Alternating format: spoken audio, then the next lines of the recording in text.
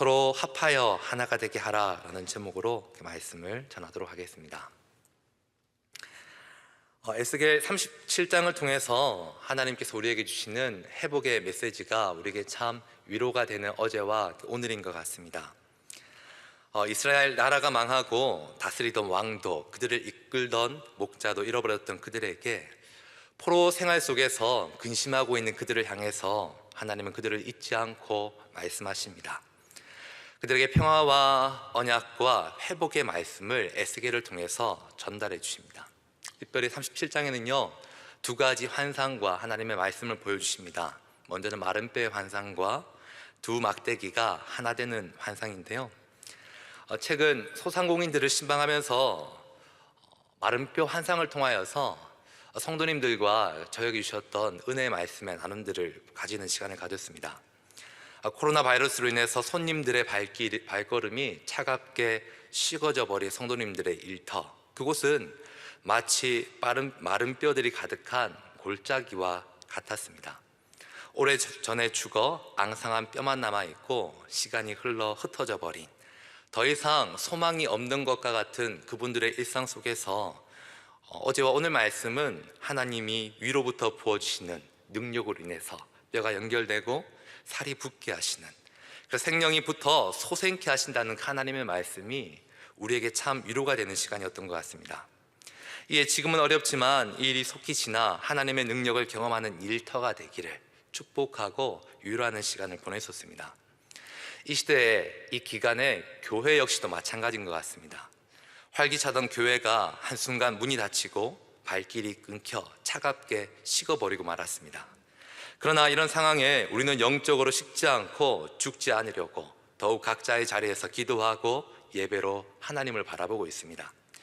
이제 이번 주일이면 그토록 고대하던 은혜의 시간이 오는데, 그 시간 속에 37장의 말씀처럼 우리의 인간적인 이 땅에서의 수고뿐만 아니라 하늘로부터 부어주시는 하나님의 능력, 일생일대의 최고의 기쁨을 누릴 수 있는 하늘의 축제를 경험할 수 있는 저와 여러분이 되시기를 주님의 이름으로 축복을 드립니다. 오늘 본문은 세 부분으로 나눕니다. 15절부터요 19절까지 두 막대기가 어떻게 하나 되는지, 그리고 20절부터 23절까지 그 막대기가 하나 되어져서 세워진 그 나라를 하나님께서 어떻게 정결하게 하시고 그 나라 가운데 어떤 사람을 세우실지에 대해서 말씀하십니다. 그리고 궁극적으로 일시적일 수밖에 없었던 세상의 나라를 하나님이 보내셨던 한 목자를 통해서 하나님의 나라를 어떻게 이루실지에 대해서 하나님은 오늘 우리에게 말씀하고 있습니다. 오늘 본문 속에서 에스겔이 보았던 환상은 막대기 환상입니다. 남유다와 북이스라엘이 둘로 나뉜 지, 멸망한 후에도 계속 흩어져 있는 상황, 찬란했던 120여 년 동안의 통일왕국 이스라엘은 이미 시간이 지나서 그들에게 있어서 하나됨은 소망이었지만 이룰 수 없는 꿈과 같은 시간으로 점점 잇어져 가고 있습니다. 그런데 오늘 본문에서 우리가 주위에서 보시면 하나라는 표현이 반복적으로 사용되고 있습니다. 한 나라, 한 임금, 한 목자. 본문 가운데 하나님께서는 의도적으로 에스겔에게 환상적으로 말씀하시면서 하나님의 뜻이 있다는 것을 우리에게 알려주고 있습니다. 하나님은 자신의 뜻을 이루시는 주된 방법은 말씀입니다. 15절 말씀을 보시면요, 여호와의 말씀이 또 내게 임하여 이르시되, 혹자는 교회가 성장하기 위해서 필요한 요소가 있다면 크고 쾌적한 건물, 접근성, 주차장, 매력적인 예배가 드려져야 된다라고 이야기를 합니다. 그들은 외형적인 형식에 대해서 이야기를 하지만 오늘 본문에서 마른 뼈와 같고 잊혀져 가고 있는 그들의 삶 속에서 그들을 회복시키는 것은 외형적인 것이 아닌 영적인 것, 하나님의 임재요, 하나님의 말씀입니다. 16절 말씀 속에 하나님께서 에스겔에게 명령하십니다. 인자야, 너는 막대기 하나를 가져다가 그 위에 유다와 그 짝 이스라엘 자손이라 쓰고, 또 다른 막대기 하나를 가지고 그 위에 에브라임의 막대기 곧 요셉과 그 짝 이스라엘 온 족속이라 쓰라 라고 말씀하십니다. 막대기 두 개 위에 유다와 그 짝 이스라엘 자손, 그리고 에브라임과 그 짝 이스라엘 온 족속의 이름을 쓰라 라고 말씀하고 있습니다. 이스라엘의 12지파 가운데 유다와 베냐민 지파는 남쪽에서 나라를 이루었습니다. 그리고요, 나머지 10지파는 북쪽에서 나라를 이루었는데, 남쪽은 유다 지파 중심으로 왕이 배출되었고, 북쪽은 요셉의 아들인 에브라임 지파가 가장 영향력을 끼쳤던 지파였습니다. 이에 두 막대기 위에 상징적인 두 지파의 이름을 쓰고 하나님은 에스겔에게 모든 지파, 이스라엘 지파를 쓰라고 말씀하고 있습니다. 그리고 17절에서 그 막대기를 서로 합하여 하나가 되게 하라, 내 손에서 둘이 하나가 되리라 라고 말씀하고 있습니다. 이스라엘을 회복시키시기 원하시는 하나님은 두 막대기를 에스겔의 손에서 하나가 되게 하라고 말씀하고 있습니다. 아마도 에스겔 선지자는 하나님의 명령을 받아서 두 막대기를 단단한 끈으로 묶거나 연결하여서 하나님의 막대기, 하나님께서 말씀하셨던 그 막대기가 하나가 되도록 보여지게 했을 겁니다. 남유다와 북이스라엘은 서로 나라의 왕이 되기 위해서 대립하다가 나눠지고 서로의 나라를 강화하기 위해서 칼과 창을 거눴던 나라입니다. 그리고 남유다는 나름 선민으로서 민족의 정체성을 지키려 하였지만 순간순간 하나님의 뜻을 거역했습니다. 북이스라엘은 처음부터 우상을 숭배하며 하나님을 떠나서 멸망할 때까지 돌이키지 않았던 나라. 그런데 하나님은 이미 나라를 잃고 포로 생활을 하는 그들을 포기하지 않고 그들은 다시금 회복하기 원하시는 분이 바로 하나님이시다라는 것입니다. 18절 말씀에서 하나님께서는 유다 사람들의 반응을 이미 아시는 듯합니다. 왜 북이스라엘과 합해야 되는지, 그들에게 에스겔에게 줄 답변을 미리 준비하게 하십니다. 즉 하나님은 늘 우리에게 관심이 있고 우리의 필요를 알고 해결하기 원하시는 분이 바로 하나님이십니다. 오늘 본문에서 하나님이 보여주신 환상의 의도가 있다면 주목할 것은 북왕국 이스라엘의 회복을 하나님께서 원하신다는 것입니다. 유다의 막대기에 북이스라엘의 막대기를 붙이라 라고 말씀하시면서 처음부터 거역의 길을 걸었던, 하나님의 징계를 받았던 북이스라엘, 남유다보다 136년이나 먼저 멸망하여서 그들의 흔적조차 잊혀지고 있는 그들을 향하여서 하나님의 구원 계획 속에 그들 역시도 포함되어져 있다라고 하나님은 말씀하고 있습니다. 사람들은 모두 잊혀지고 있었고 그들의 형제조차도 포기하고 있었던 그들을 하나님은 잊지 않고 있다라는 것입니다. 코로나 바이러스를 잘 대응한 대한민국의 위상이 높아지고 있습니다. 그러나 이 바이러스로 인해서 우리는 사회적 거리두기, 개인과 가정, 우리나라에만 집중하다 보니 세계 유일한 분단 국가인 북한을 위해서 기도해야 될 우리의 역할을 어쩌면 잊고 있는지 모르겠습니다.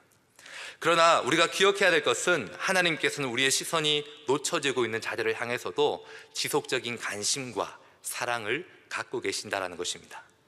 구원에 있어서 하나님의 계획은 제한적이지 않고 모든 사람을 향하여서 모든 사람이 하나님의 은혜를 입기를 원하신다라는 것이 하나님의 뜻이다라는 것입니다.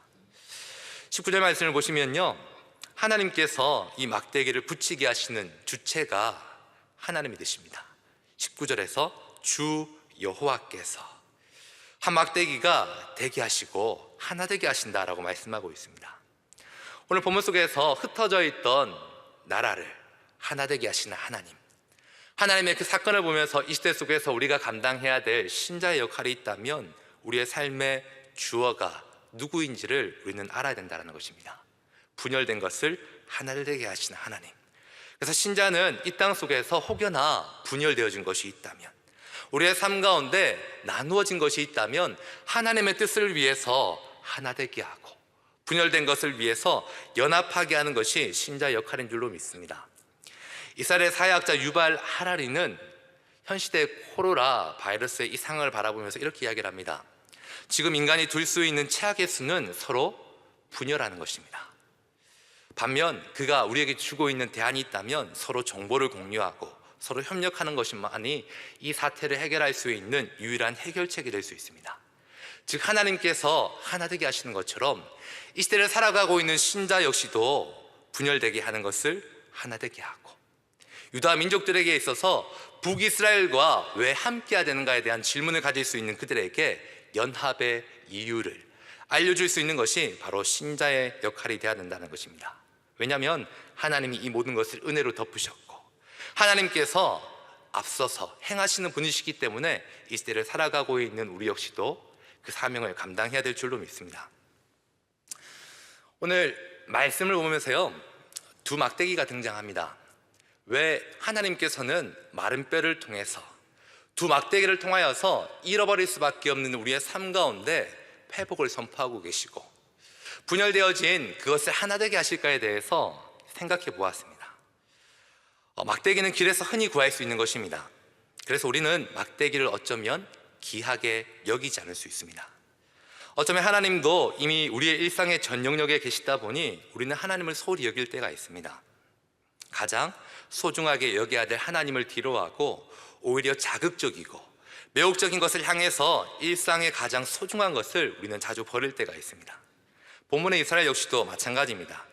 그들의 일상에 하나님을 가장 소중히 대해야 했음에도 불구하고 그들 하나님과 멀어졌고 하나님의 음성을 듣지 못하고 있습니다. 그러나 전능하신 하나님은 일상에 익숙한 막대기를 통해서 하나님의 능력을 드러내십니다. 성경을 보면요, 막대기가 가끔 언급됩니다. 모세의 손에 들렸던 지팡이, 그 막대기는 애굽에서 오랜 기간 동안 종살이를 하던 이스라엘을 재앙에서 구원해내는 도구가 됩니다. 그 지팡이를 하나님의 종 모세의 손에 들렸을 때 홍해가 갈려지게 되고 강야에서도 그들을 인도해내는 하나님께서 사용하시는 상징적인 도구가 됩니다. 사사였던 에웃의 아들 삼갈 역시도 그는 소를 모는 막대기 하나로 블레셋 사람 600명을 죽이고 이스라엘을 구원해냈습니다. 민수기 21장 말씀을 보면요, 하나님께서 함께 하셨던 이스라엘 백성들, 그러나 그들의 마음속에 에돔 땅을 지나서 광야로 돌아가게 하시는 하나님, 모세를 바라보면서 이스라엘은 물과 음식이 없으므로 원망을 합니다. 그때 하나님은 이스라엘을 불뱀으로 심판하실 때 하나님께서 그들에게 구원의 상징으로 놋뱀을 만들게 하시는데 그 놋뱀이 막대기 위에 올려지게 하시면서 그들을 구원해내기 위한 하나의 통로로서도 장대가, 막대기가, 지팡이가 사용되어지게 된다는 것입니다. 즉 막대기는 높이 들여서 보여지게 할 수 있는 것입니다. 하나님이 시작하신 일에 순종한 한 사람의 헌신을 통해서 민족과 땅을 어떻게 회복시킬지에 대한 도구로서 쓰여질 수 있게 된다는 것입니다. 작고 하찮은 하나의 물건일 수 있지만 하나님의 도구로 쓰여지기만 한다면 소망 없고 낙심한 자들을 향한 구원의 메시지가 될 수 있는 것이 바로 오늘 막대기가 아닐까라는 생각을 해보았습니다. 첫 번째, 오늘 말씀 속에서 하나님께서는 흩어졌던 것들을 연합시키십니다. 두 번째 본문을 보면요, 하나님께서 이것의 물리적인 연합뿐만 아니라 20절에서 23절까지 이 나라를 하나님께서 어떻게 정결하게 하시고 영적으로 회복시키셔서 온전한 나라가 되게 하시는지에 대한 청사진을 보여주십니다. 오늘 본문의 이전에 사실 이스라엘의 어떤 상황은 마치 인공호흡기를 떼면 죽을 것과 같은 그런 연약한 상황, 어떤 방법이 없는 상황 속에서 하나님께서는 이들을 하나 되게 하시고 이들을 향한 하나님의 계획이 있다라는 것을 말씀하십니다. 21절 말씀을 보시면요, 다시 한번 이 모든 것의 주체가 하나님이심을 말씀하십니다. 주 여호와께서 이스라엘 자손이 잡혀갔던 모든 나라에서 인도해 내시겠다라는 것, 흩어졌던 그들을 고국 땅으로 돌아오게 하시겠다라는 것. 22절 말씀을 보면요, 분열된 나라가 다시금 한 나라가 되게 할 것이며 그 나라 가운데 한 임금을 세우시겠다라고 말씀하십니다. 그래서 다시는 두 민족이 흩어지지 않으며 나누어지지 않겠다라고 말씀하십니다. 그들을 향하여서 정치적인 회복뿐만 아니라 종교적, 영적 회복을 말씀하시면서 23절에 그들이 흩어질 수밖에 없었던 우상 숭배, 가증한 물건들로부터 그들을 정결하게 하시고 그들을 새롭게 하셔서 하나님의 구원 백성이 되게 하시겠다라고 말씀하십니다. 범죄한 모든 처소에서 하나님이 그들을 정결하게 하시고 회복시키셔서 그곳이 성소가 되게 하시겠다라고 하나님께서 말씀하시면서 에스겔에서 우리가 끊임없이 듣는 하나님의 말씀으로 하나님이 우리를 하나님의 백성으로 삼으시고 하나님은 우리의 백성이 되게 하시겠다라고 하나님이 오늘 우리에게 말씀하고 있습니다. 역사적으로 이 일은 성취됩니다. 바벨론을 정복했던 바사왕 고레스의 칙령에 따라서 이스라엘은 고국으로 귀환하여 한 나라를 이루게 됩니다. 성전을 짓고요, 성벽을 세우고, 포로를 귀환했었던 백성들은 우상 숭배의 제약을 빠지지 않기 위해서 하나님 앞에서 회개하며 기도했고, 하나님께서 이루실 통일된 국가의 회복을 꿈꿨습니다. 그러나 이 회복은 부분적이고 일시적으로 끝나고 맙니다. 이스라엘의 역사에서 마카비와 하스몬 왕조가 등장하는데요, 기원전 167년에서 37년 정도, 그들이 독립시대를 이루었지만 그때 약 100년간을 제외하면 언제나 이스라엘은 강대국의 통치를 받을 수 없는 속국의 신세를 벗어나지 못합니다. 오늘 본문 속에서 하나님께서 분열되어졌던 것을 하나 되게 하시고 나라를 세우지만 궁극적으로 그들의 삶 가운데 영원한 것을 이루지 못하는 것을 향해서 오늘 말씀의 끝부분 24절에서 28절까지 하나님께서 예비하셨던 그들을 향한 언약과 하나님께서 보내주실 한 목자에 대해서 하나님께서 우리에게 말씀하고 있습니다. 24절 말씀을 제가 한번 읽어보겠습니다. 내 종 다윗이 그들의 왕이 되리니 그들 모두에게 한 목자가 있을 것이라. 그들이 내 규례를 준수하고 내 율례를 지켜 행하며. 다윗의 언약 관점 아래에서 새로운 왕, 새로운 목자가 오게 될 것을 하나님은 우리에게 말씀하십니다. 다윗 왕은 40년간 이스라엘 다스릴 때 강력한 통일 국가를 이루었던 왕입니다. 그러나 본문 속에 오늘 말씀의 하나님의 목적은 죽었던 다윗이 다시 살아나는 것을 의미한 것이 아니라 궁극적으로 장차 이 땅 가운데 오실 영원한 통치자, 다윗의 혈통을 따라오실 메시아이신 예수 그리스도를 통하여서 물리적으로는 나라를 막대기가 붙여지는 것처럼 하나 되어질 수 있고 한 나라에 임금을 세울 수는 있지만 하나님과 떨어져 버렸던 이스라엘 백성을 회복시킬 수 있는 것은 세상적인 힘이 아니라 하나님께서 보내실 한 목자, 우리가 바라보아야 될 예수 그리스도를 통하여서 우리의 삶의 영원한 언약이 회복되어질 수 있다고 말씀하고 있습니다. 예수 그리스도, 그분은 허물과 죄로 죽었던 우리를 살리시는 분이십니다. 끊임없이 세상 풍조를 따르고 공중의 건세 잡은 자를 따르려고 했었던 불순종된 우리의 모습을 돌이키시고 말씀 속에 하나님의 규례를 지키게 하시며 약속의 땅에서 영원히 거주하게 하시는 분이 바로 예수 그리스도시다라는 것입니다. 그래서요, 26절 말씀을 보시면 이 땅 가운데 오셨던 예수 그리스도, 그 목자를 통하여서 우리는 옛 언약 속에서는 그 언약을 지킬 수 없었고 끊임없이 하나님 앞에 불순종의 아들이 될 수밖에 없었지만 새롭게 주실 화평의 언약, 그 언약을 통하여서 견고하고 번성하며 하나님의 허락하실 성소, 지금 이 시대의 교회를 통하여서 하나님께서 어떻게 영광 받으실지에 대해서 우리에게 말씀해 주고 계십니다. 그분은 우리에게 말씀하십니다. 우리 안에 분열되어질 수밖에 없었던 연약함, 우리 안에 하나님을 왕으로 모시지 못하고 끊임없이 우리 스스로 왕이 되려고 했었던 우리의 삶의 영역 속에서 우리가 할 수 없기에 은혜의 언약, 화평의 언약, 새로운 언약을 우리에게 말씀하시면서 이 땅 가운데 오셔서 우리를 위해서 죽으셨던, 우리를 위해서 육체를 내어주셨던 하나님의 헌신을 통하여서 모든 것을 회복시키시겠다라고 말씀하고 있습니다. 그래서 오늘 말씀의 끝부분을 보면 27절과 28절에서 내 처소가 그들 가운데 있을 것이며 나는 그들의 하나님이 되고 그들은 내 백성이 되리라 말씀하십니다. 내 성소가 영원토록 그들 가운데 있으리니 내가 이스라엘을 거룩하게 하는 여호와인 줄을 열국이 알리라 하셨다라고 말씀하고 있습니다. 오늘 말씀의 결론을 맺으면서요, 하나님께서는 끊임없이 우리가 서로 합하여 하나 되기를 원하십니다. 그것을 이 땅 가운데 하나님께서는 우리에게 친히 먼저 보여주시기 위해서 에스겔의 환상을 통해서 분열되어졌던 그 나라를 하나님께서 다시금 어떻게 하나 되게 하시는지, 이 땅 가운데 예수 그리스도가 하나님과 단절되어졌던 우리를 위해서 그리스도의 피로 먼저 어떻게 연합시키시는지, 화평의 언약으로 세우신 성소, 이 땅의 신약의 교회를 어떻게 연결시키시고 하나님이 거하실 처소가 되어서 하나님의 거룩과 영광을 어떻게 드러내실지에 대해서 우리에게 이야기하고 있습니다. 여러분 함께 기도하실까요? 특별히 이번 주간 어쩌면 닫혔던 교회가 새롭게 열려질 걸 바라보면서 더욱더 기도와 하나님을 향한 간구가 필요한 시기가 아닐지 모르겠습니다.